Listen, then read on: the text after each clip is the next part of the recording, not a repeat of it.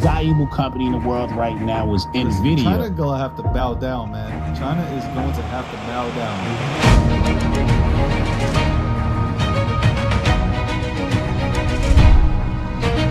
Good evening, and welcome to the Nightly Recap powered by Gokhshtein News Network. All right, hello, good evening. Welcome to the Nightly Recap powered by Gokhshtein News Network. I am Rob Nelson, and welcome to your late night look at power, politics, and stories shaping all of America and your lives right now. Good to have you with me. Maybe you were watching the Rob Nelson live show before. I got my little Rob Nelson live thing up in the corner here, up there, over there. Which way? Gokhshtein News Network. Rob Nelson live. All right. A lot going on. I'm going to touch on a number of different things. I want to start with something interesting. The Pentagon has a new policy that they're pushing out, which would require credentialed reporters, to sign a pledge agreeing not to publish information unless it's been cleared for release. So that would also include unclassified materials, not just classified stuff. And journalists who refuse could lose their access. I want to be really clear, especially if you're a conservative. There is absolutely no precedent for this, and it is not okay. No excuses. No, I don't care. The media is corrupt. They lie. I don't give a fuck. It is not okay for our Department of Defense, Pentagon, to be saying, basically, you can only publish things that are in the press release that we've approved. If it's not the official view of the Pentagon, our statements, you could be held responsible under it. It is a stranglehold on the press that is out of fucking control. And this is what worries me. I've defended and will continue to defend the Trump administration and Trump, and we'll talk about that in a minute, for the charges that he's going after people, whatever. This is a step too far. You cannot tell the press. I don't care. First of all, the press is not all liberal cuckoos. There's Fox News. There's lots of independent outlets. There's lots of new media. You cannot tell them that when it comes to issues around our Pentagon, around war, around national defense, that the only thing they can say is what you have pre-approved in your press releases. I mean, that's literally the thing we accused them of doing. Was like the media was just a broadcaster for the Biden administration. It was just the Democratic, National Committee's spokesperson, just propagating whatever the Biden administration and the Democratic members of Congress and the DNC said. Whatever they said, we say. People would joke. You could watch it, Fox. You could watch Sean Hannity on Fox News make fun of it and be like, they literally mouthpiece. And they'd show different outlets all saying the exact same thing because they all got the same press briefing and said the exact same words. That's what we argued couldn't happen. You cannot do this. It's not okay. I don't care if they feel, press leaks and stuff. They really care that stuff makes the president look bad. And this is not okay. And if you pay attention to it, this is the thing you should be worried about, not Trump going after his political opponents. That's old news. We'll talk about that. Yes, he is. They did it too. That's politics. It's payback time, baby. It's payback time. You asked for this, you're going to get it. This is not payback. This is a really stupid, slippery slope. Okay. Another interesting potential slippery slope is this guy, Dr. Roberts, who got he's the school superintendent for the Des Moines largest school district in the state of Iowa for Des Moines. Black dude from Ghana, I think. I think it's Ghana. Somewhere. No, maybe it's not Ghana. He competed in the Olympics somewhere. Guyana. I don't know my African countries. Call me ignorant. Just put me in the back of the bus. That's a joke. I don't get on the short bus. I am the short bus. The whole short bus is dedicated to me. I can admit it. He was a school superintendent who was here overstaying his visa. He'd been told that he had to be deported. and he refused that, and he's been in the country illegally. So he was here legally. Like I said, he competed in the Olympics for another country. He wasn't born here. Then he was here on a visa, work visa. He was here legally. Then he had a weapons charge a few years ago. That got him, and then he got a deportation notice from an immigration judge. He ignored it, somehow managed to get hired as a school superintendent in the biggest school district in Iowa, and like just living along, doing that job. And then they caught up with him, and now they caught him. He was on the run once he knew they were coming, I guess, and they caught him with a loaded gun, a fixed blade hunting knife, and $3,000 in cash, trying to get away. What a crazy story! You can't make this. You can't make this stuff up. I'm telling you, like all you novelists and screenwriters out there, man, you're gonna have a hard time these days. You're not gonna be able to write anything better than reality. What's happening? They always say like life imitates art, but now art's going to imitate life. Like there's no going to be topping the stuff that's going on. Anyway, the head of the school board chair said, we don't have all the facts, so we don't know. But she said he's been an absolutely, and all accounts seem to suggest he's been an absolutely amazing like member of the community, working with them with all different kinds of students, like really good at his job. How he got hired, that's an interesting one. How do you hire a guy to run a major school district who's literally been told by an immigration judge he has to leave the country like 6 months before you hire him? Like, who's not doing their research there? What a good spin job on his part, though. No, I'm great. Everything's good. Yeah, competed in the Olympics. I'm, for another country, but I'm here now. Da-da-da. No mention of the fact that I got told by the judge, the immigration judge 6 months ago, or a year ago, I have to leave the country. Let's just leave that out. She called. Her name's Jackie Norris, the chair of the public, the school board. She called for radical empathy, and that's something he had talked about in one of his books. Radical empathy, and it really caught me. I like that, radical empathy. I'm not sure what it means, but I like it. So it's radical, but it's empathy. So does that mean you do radical things, or does that mean you have radical empathy for the situation? I can buy the latter. I can buy radical empathy for a situation, like not for this guy per se, for the situation. It's across things. I think she might have meant it more the other way, like radical empathy, like we have empathy for him and it's radical. But I don't know. I'm not in her head. But I do think we need radical empathy. Like we need to be empathetic for others in a radical way right now. Meaning others, not ourselves, others who don't think like we do. And I think we're getting a little crazy on I said this years ago. I've never been years ago. I don't mean 5 years ago. I mean 15 years ago. We had an immigration problem then. We needed to crack down. I said, if we don't, we're going to create a crisis. We didn't. And we didn't crack down. We did create the crisis. And now we're getting the backlash. But I've always said, I think this notion of just deporting everybody because they're here illegally doesn't work. And again, this is one of the overreaches I see Trump doing. And people can say, well, that's what he was voted in to do. Yes and no. He was voted in to control immigration, fix the problem. That doesn't necessarily mean deporting everybody. I'm not saying this guy shouldn't get deported. I don't know his story. But I'm talking about people who've been here for years and years and years, working citizens with companies, families, integral parts of their communities. You don't just uproot them. You figure out a way to give them amnesty. Amnesty is okay.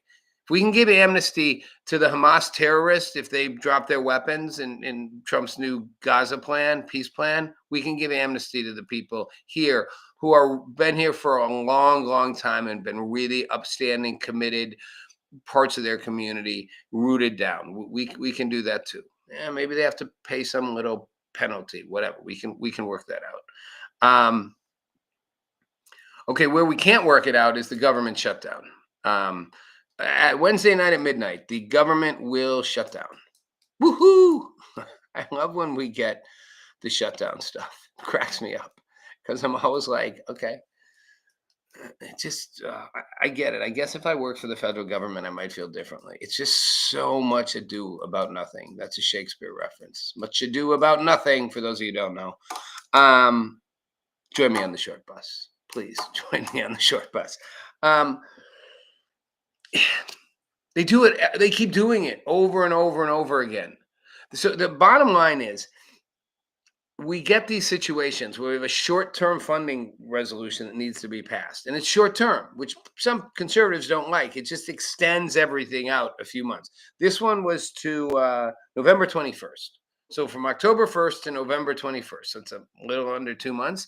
We just extend everything because they have to do that if they haven't sort of passed all the like 12 appropriation bills. They got to either pass all the appropriation bills to run the government, or they extend the window and go, well, we'll just push it off a little bit and buy ourselves some time. It seems sort of stupid because they always do the same thing. They're always pushing it off. They're always doing continuing resolutions. The government's not always shutting down, but we've been in this cycle. They're always doing a continuing resolution. It's like they never pay their rent on time. They never get it done on time. So they always have to stall and push it off. Sometimes that stalling creates a conflict where neither side more and more will cooperate. So they threaten to shut the government down. And Democrats point at Republicans and say it's your fault. And Republicans point at Democrats and say it's your fault. And most of us are like, who cares? Now, if you work for the federal government, you probably do care because, that's your job. When the shutdown happens, the main things keep going. The big things cost us the most money: Medicare, Social Security, Veterans Affairs, Postal Service. What, Postal Service? Really? Sorry. Security, Immigration and Border Patrol, all that stuff. But most what they call non-essential workers get furloughed. They just go. They don't get paid. They don't go to work and they don't get paid. And that can really affect. Well, that can affect people who work for the government. It can also affect private companies that benefit from that too. But here's what's interesting. This time, because Trump wants to get rid of half of them anyway, the Office of Management and Budget said, hey, use this opportunity to consider reduction in force notices for all employees in programs that don't have another available funding source. Use this opportunity not just to furlough them, but to basically cut your staff permanently. Woo! I kind of like that. I'm kind of starting to root for the shutdown and let's get rid of it. I'm sick of how big our government is. It's so bloated. I'm on an MTV clip 20 years ago being like Generation X rally thing, being like too much pork in the budget, got to cut the waste, fraud, and abuse. Now I hear Elon Musk like a year ago, cut the waste, fraud, and abuse. And that never changes. Like there's so much waste. There's so much fraud. Fraud, yes, actual fraud. Waste, fraud, abuse. None of that is needed. And there is a lot of people hired by the federal government that we don't need. Now, I'm not saying they're frauds and I'm not saying they're abusing power, but they're just getting paychecks and we don't need them. I'm all for shutting down the Department of Education. What a joke. The states should be deciding what they want to do. States do almost everything better than the federal government, to be honest. They run almost everything better. Their governors have a more direct connection as chief executives of their states. Their lawmakers are invested in their state and they have a localized sense of what they want and need and what their constituents want and need, which can be divided and different, but fundamentally that's why we have red states and blue states, and soon we'll have green and purple states, LGBTQ rainbow color states. And then the feds do. The feds just do a terrible job of it. So let's really cut. Yes, I'm all for RIFs, rest in peace, reduction in force notices. And then Democrats are saying, Republicans did it without any input. It's never happened before. Except Republicans are like, Democrats did it without any input when Democrats were in charge. With no inputs, never happened before. It's like a bunch of warring kids. And I get it. I get the Republican side on this. They're like, the Democrats want to keep the subsidies, COVID era subsidies, the Obamacare subsidies, because health costs are going to go up. But we got a healthcare problem. Yes, healthcare costs are extraordinary. My healthcare is off the charts to have a healthcare plan. And I have a massive deduction. It's basically, I joke, it's catastrophic health insurance. But I won't use up my deduction with regular health care in a year. I'll pay a fortune every month, and then I'll pay on top of that everything I do for the year. It's literally catastrophic healthcare. Something really bad happens, then I wouldn't. Then the deduction would be out the window, and I'd need it because it's $10,000 a night to stay in a hospital. It's absurd. Republicans are like, yeah, well, we'd be willing to talk about that stuff, but that's not what you're really doing here. And they just point fingers. But I see the Republicans' side, and the Democrats have a thing in to bring back. They call it clawback the funding for NPR and PBS. No, no, no, no, no. They don't get that money back. I am not paying for NPR and PBS. No more. They can rich donors, rich business people who are more left or progressive, because that's what they are. PBS and NPR are not middle of the road. They're not conservative. They're not equal. They're left, and that's okay. Let private people with lots of money pay for them. No more my tax dollars for that stuff. No way. Operation Ride Home to whoever. Okay. Jimmy Kimmel had 6.5 million people tune into his return on last Tuesday, and then now they're noting that the next day it fell 64% to 2.3 million. He had 1.7 million viewers among the 25 to 40 demo, and it fell to 460,000 2 days later. The same with the 18 to 49, lost 73%. It was down to 300 to 3. He's getting 1 million viewers. I was thinking about it. 2.3 million viewers. That's good for a late night national broadcast. I got 1 million viewers on my Rob Nelson Live show, which was a daytime talk show on Fox. You'd think 2.3 million, it's good, but not great for your one of the broadcast network's main primetime late night show. It's not really the best numbers, but it is what it is. And, we've had that conversation. So let's talk about a few other things. So apparently they're considering, shocker, no shocker, sending more troops, more Federal Reserve troops, more National Guard troops into Chicago and Portland. I'm for this, guys. I'm for this. I get it. I mean, I get the argument. Well, it's militarizing our streets. I don't know. I mean, I remember during COVID, during the Black Lives Matter in LA, they had the National Guard there. And the National Guard were so not because they're local. They brought people from California. And I talked to some of them and I interviewed them. And they basically were like, look, we're here to keep things in order. We're not here to interfere with people protesting. We're here to make sure shit doesn't go bad. And we're from these communities. So these are our own people. Whether we're on their side on the politics or not, this is our community. I feel like the National Guard tends to operate that way. And I just think most of this is really about cleaning up crime. I mean, all the people crying foul don't live in crime-ridden neighborhoods. They live in gated communities with security systems, and call the cops and they'll be there in 2 minutes. I remember staying at the Four Seasons in Nashville, and some dude got in an altercation in the drive-through thing with by the valet. Someone called the cops, and there were 5 cop cars there in 90 seconds.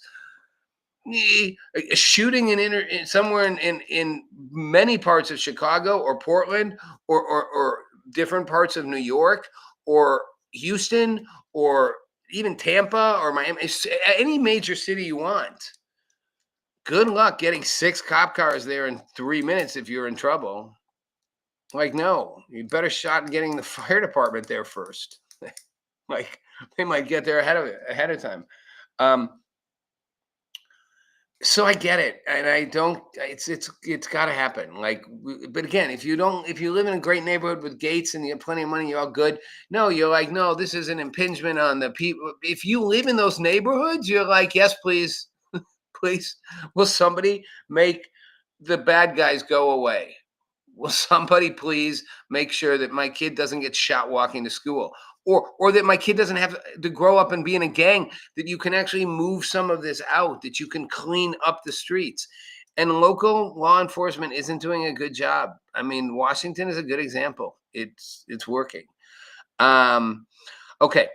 So in wake of Charlie Kirk's assassination, there are a lot of accusations that Trump is punishing his critics, whether it's, revoking visas, threatening nonprofits, making certain groups like, domestic, calling them domestic threats, and just in general going after all his political enemies. Yes, he is. Yes, he is. He absolutely is. I don't know, the revoking the visas. I don't like the domestic threats thing. I just, no, Antifa, I'm fine with that. But in general, I hated when the Dems were like, we're declaring these people domestic terrorists. I just hate the whole thing. Like, let's save terrorist labels for terrorists. But Trump is absolutely going after his enemies. And like I said the other day, he asked for it. You went after him. You went after him relentlessly, and everyone in his circle, and in general, after conservatives and the MAGA movement and everybody. Yes, he is going after his enemies. He is absolutely on a retaliation tour. I warned y'all. I said, Trump gets elected. The guy who shot him in Butler literally got him elected. And I always said, he gets reelected, he is going to take no prisoners. He's going to go after everybody. And you all asked for it. You ruthlessly went after him. The head of the FBI overlooked emails saying that the Russia hoax thing, the Russia collusion thing was a hoax.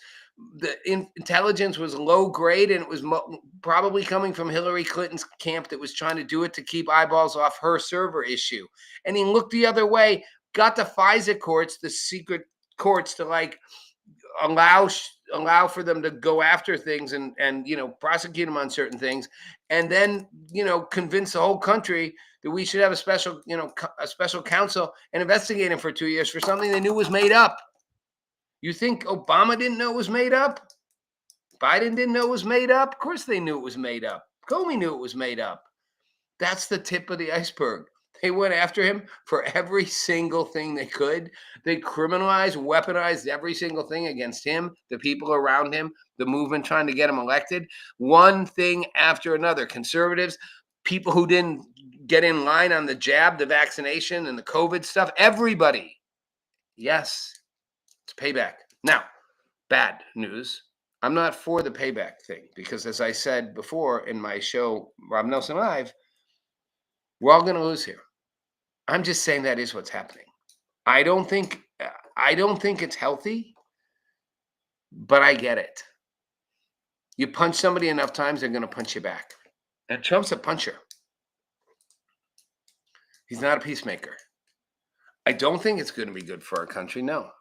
Because as soon as Democrats get back in power, they'll do the same thing even more. They'll justify it. They won't go, we started it, he did it to us, so now we're even. They'll go, you know what? We're going to do double what he did to us.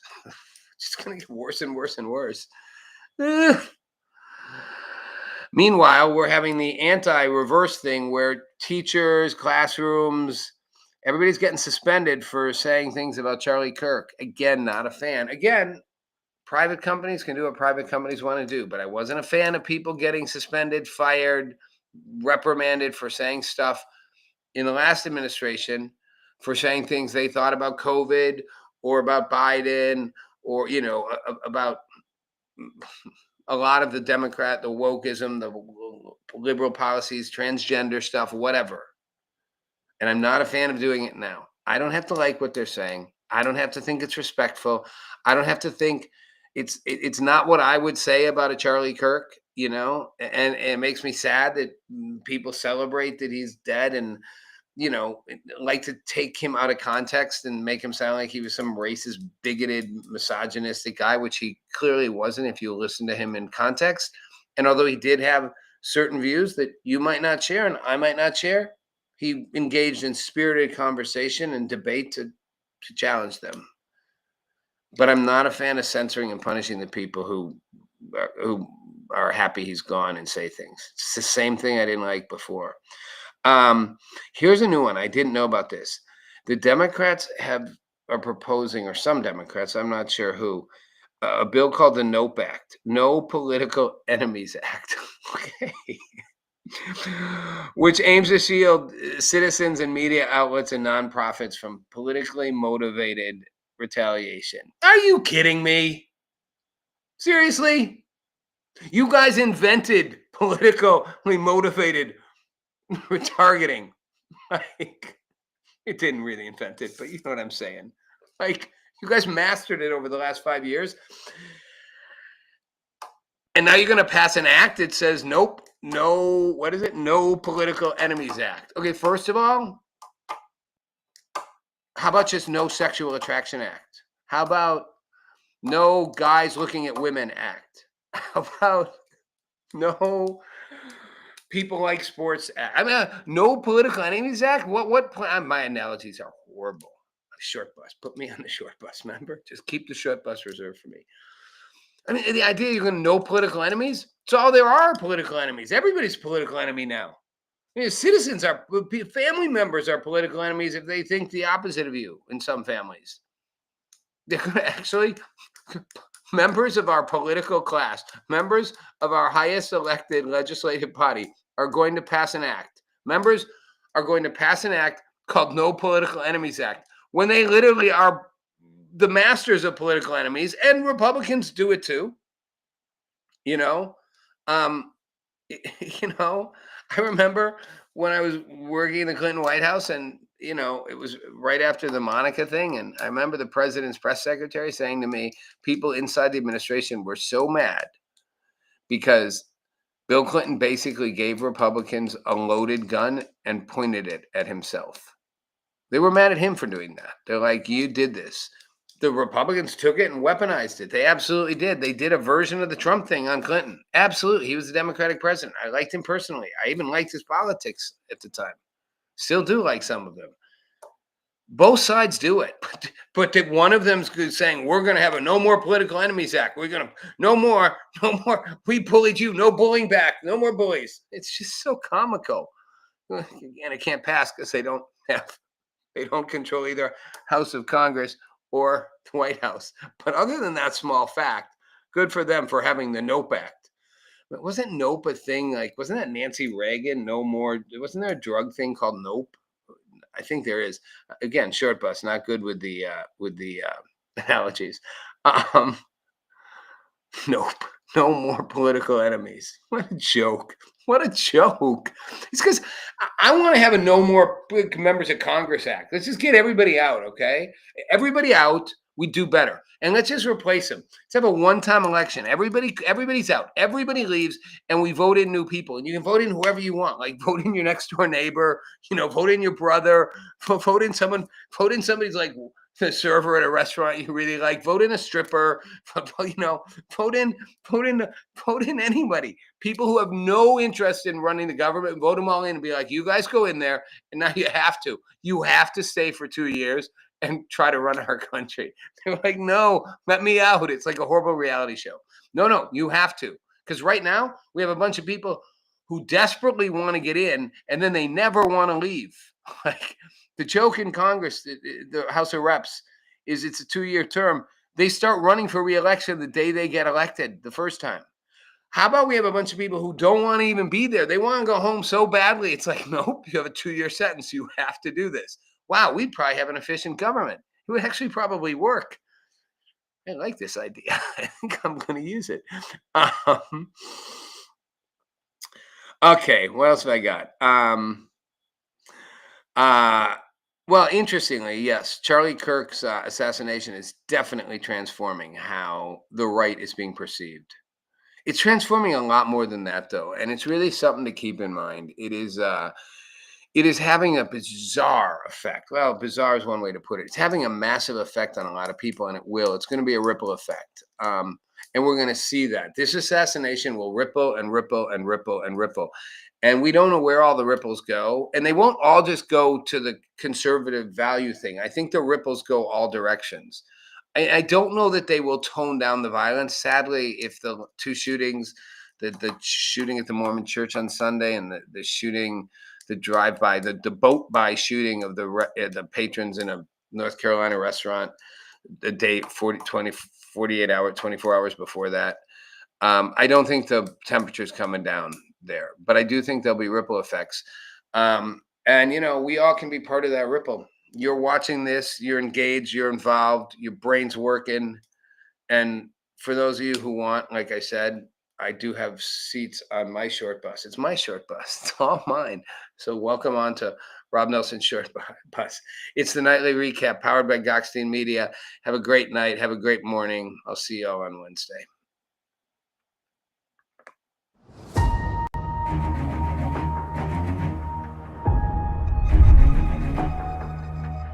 Valuable company in the world right now is NVIDIA. China gonna have to bow down, man. China is going to have to bow down.